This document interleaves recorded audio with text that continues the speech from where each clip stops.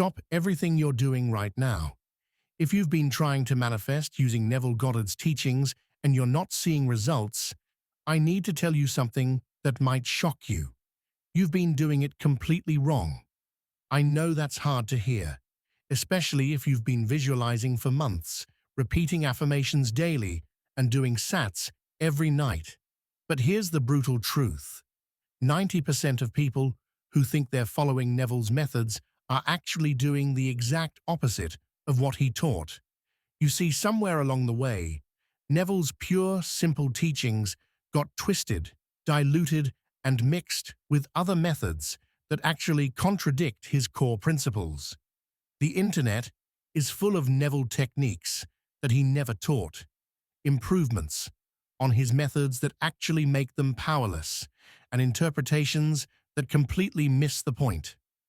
Today, I'm going to show you exactly where you've been going wrong, and more importantly, how Neville actually taught it. Not the watered-down, complicated versions you've been seeing online, but the pure, original method that made Neville one of the most powerful manifestation teachers who ever lived. By the end of this video, you'll understand why your current approach isn't working, and you'll have the real, unfiltered Neville method that actually gets results. This isn't about adding more techniques to your routine. It's about stripping away everything that doesn't work and getting back to what does. The number one mistake people make with Neville's teachings is treating imagination like a tool instead of recognizing it as reality itself. Let me explain what I mean. Most people approach Neville's methods like this. I'm going to use my imagination to get what I want. They see imagination as a means to an end, a technique to manipulate the physical world. This is completely backwards. Neville taught that imagination is reality, not a tool to create reality, not a way to attract reality, but reality itself. He said, imagination is the only reality. When you imagine something, you're not pretending or visualizing. You're actually experiencing it in the only realm that truly matters, consciousness. Here's where everyone gets it wrong. They imagine their desire and then wait for it to show up in the physical world, as if the physical world is more real than imagination. They think, okay, I imagined it. Now, when will it appear in real life? But Neville taught that what you experience in imagination is real life. The physical world is just imagination pushed out, a reflection of what's already real in consciousness.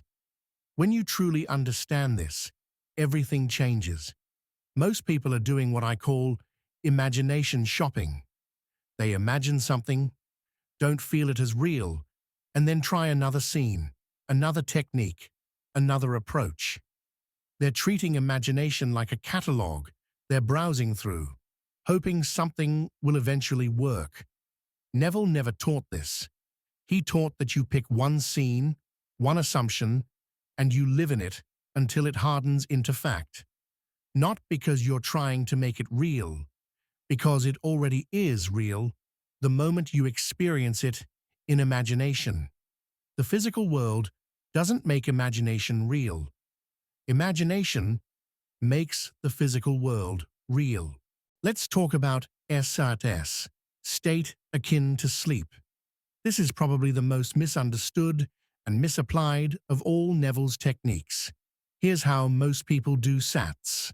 They lie down, try to get drowsy, and then force themselves to visualize a scene over and over again. They treat it like a visualization exercise they need to perfect. They worry about making the scene vivid, adding sensory details, and repeating it exactly the same way each time. This is not what Neville taught. Neville used the drowsy state because it's when your conscious reasoning mind is quiet and your subconscious is most impressionable. But the goal isn't to visualize perfectly, it's to assume the feeling of your wish fulfilled. The real SATS method is this. You get into a drowsy state and you simply assume you already have what you want. You don't work at it. You don't effort. You don't try to make it vivid. You just gently assume it's true and feel the naturalness of having it. Neville would often say he would just assume something was true as he fell asleep. Not visualize it, not repeat it, not work at it, just assume it. Like assuming you'll wake up in your own bed tomorrow morning. It's that simple, that natural. The scene you use in SATs isn't meant to be a detailed movie you play in your head. It's meant to be a simple implication that your desire is fulfilled. Something that would naturally happen if your assumption were true. And here's the crucial part everyone misses. You don't do SATs to make something happen. You do SATs because you already know it's true, and you're simply impressing this truth on your subconscious mind. Most people are using SATs like a prayer, begging the universe for something. Neville used it like a statement of fact, confirming what he already knew to be true in imagination. Neville said, "Feeling is the secret," but most people completely misunderstand what he meant by feeling. When people hear "feeling is the secret," they think they need to manufacture emotional excitement about their desire. They try to feel happy, grateful, or excited about what they're imagining. They think the stronger the emotion, the more powerful the manifestation. This is wrong. When Neville talked about feeling, he was talking about the feeling of knowing, the feeling of certainty, the feeling of naturalness. Not emotional excitement, but psychological conviction. Think about how you feel about your own name. You don't get excited about it. You don't feel grateful for it. You don't try to convince yourself it's real. You just know it's yours. It feels natural, normal, obvious. That's the feeling Neville was talking about. The feeling of the wish fulfilled isn't euphoria, it's satisfaction. It's the quiet confidence of someone who has what they want. It's the peaceful knowing that comes from assumption, not the desperate excitement that comes from wanting. Most people are trying to feel their way into having their desire, when they should be assuming their way into feeling it naturally. Here's a test. When you imagine having your desire, does it feel natural and obvious? Or does it feel exciting and special? If it feels exciting and special, you're still in the state of wanting it. If it feels natural and obvious, you're in the state of having it. Neville taught that your desire should feel as natural to you as your own reflection in the mirror. Not thrilling, not amazing, just normal, because it's who you are. This brings us to the most fundamental misunderstanding of all. What Neville meant by assumption. Most people think an assumption is a positive thought or belief they're trying to develop. They treat assumptions like affirmations, repeating them over and over, trying to convince themselves they're true. But Neville taught that an assumption is not something you're trying to make true. It's something you're taking for granted as already true. Think about your assumptions about yourself right now. You assume you can read these words. You assume you understand your native language. You assume you know your own age. These aren't beliefs you're working on. They're facts you take for granted. This is how you must assume your desire. Not as something you hope is true, not as something you're trying to make true, but as something you take for granted as already true. When Neville said, "Assume you are what you want to be," he wasn't suggesting you pretend or try to convince yourself. He was saying you should take it for granted, the same way you take your own identity for granted. Most people are trying to build assumptions when they should be living from assumptions. They're working on believing they're wealthy when they should be simply assuming they're wealthy.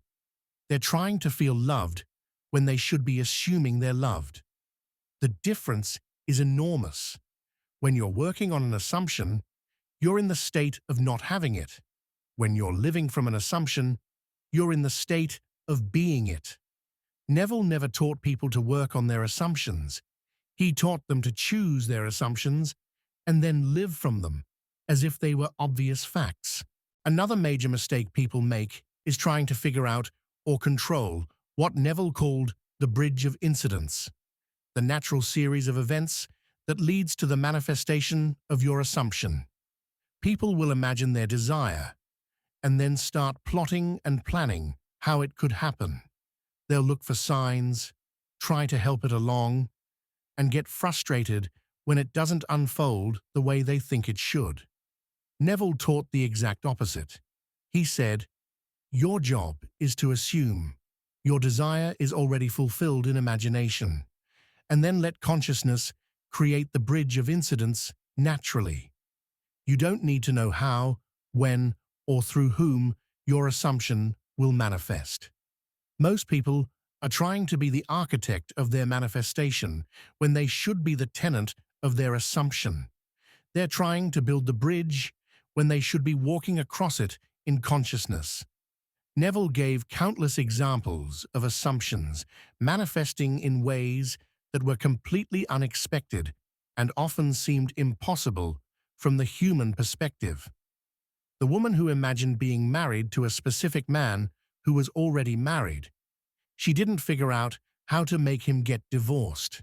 She simply assumed she was married to him, and the bridge of incidents unfolded naturally. The student who imagined graduating from college despite having no money. He didn't figure out how to pay for tuition. He assumed he was a graduate, and the way was provided. Your job is to live in the assumption of your wish fulfilled.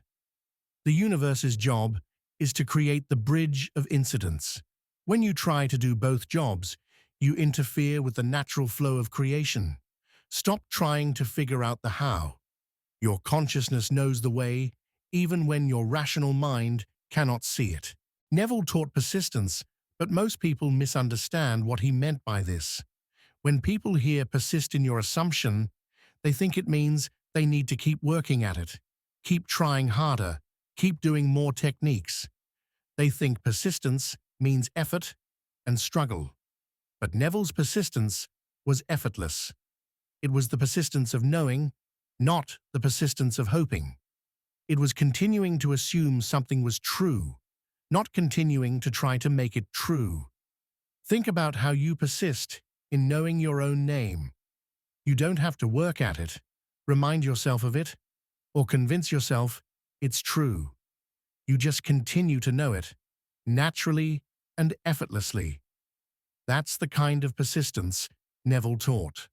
Most people are persisting in their techniques when they should be persisting in their assumptions.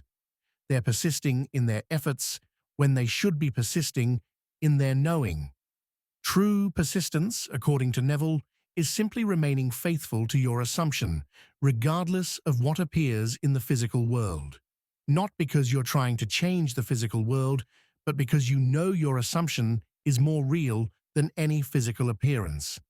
When you truly persist in an assumption, you don't need to keep working at it. You just keep being it, naturally and automatically, the way you naturally and automatically continue to be yourself. The effort comes from doubting, not from assuming. The struggle comes from wanting, not from having. When you're truly living from your assumption, persistence becomes as natural as breathing. So, what did Neville actually teach? Here's the real method, stripped of all the complications and misinterpretations. First, get clear on what you want to be, not what you want to have. Neville always taught in terms of being, not having. Don't focus on getting a specific person. Focus on being loved. Don't focus on getting money. Focus on being wealthy. Don't focus on getting recognition. Focus on being successful. Second, construct a simple scene that implies you already are what you want to be. This scene should be short, personal, and natural. Something that would obviously happen if your assumption were true. Third, in a relaxed state, assume this scene is happening now. Not that it will happen. Not that you hope it happens, but that it is happening. Feel the naturalness of it, the obviousness of it, the reality of it. Fourth, persist in this assumption, regardless of what appears in your world. Not by doing the technique over and over, but by continuing to assume it's true in your ordinary daily consciousness. That's it. That's the real Neville method. No complicated visualization routines, no emotional manipulation techniques, no trying to figure out the how, just pure assumption, lived from and persisted in until it hardens into fact. You've been making this so much harder than it needs to be. You've been trying to use consciousness to get what you want, instead of understanding that consciousness is what you want. Stop trying to make things happen and start assuming they already have happened in the only place that matters, your own wonderful imagination. Stop working on your assumptions and start living from your assumptions. Stop trying to convince yourself of anything and start taking your desires for granted as facts. This is how Neville taught it. This is how it actually works. The real secret isn't in the technique. It's in the understanding that there is no technique. There's only assumption. And assumption is simply the natural state of consciousness when it knows itself to be what it wants to be. You are already what you want to be.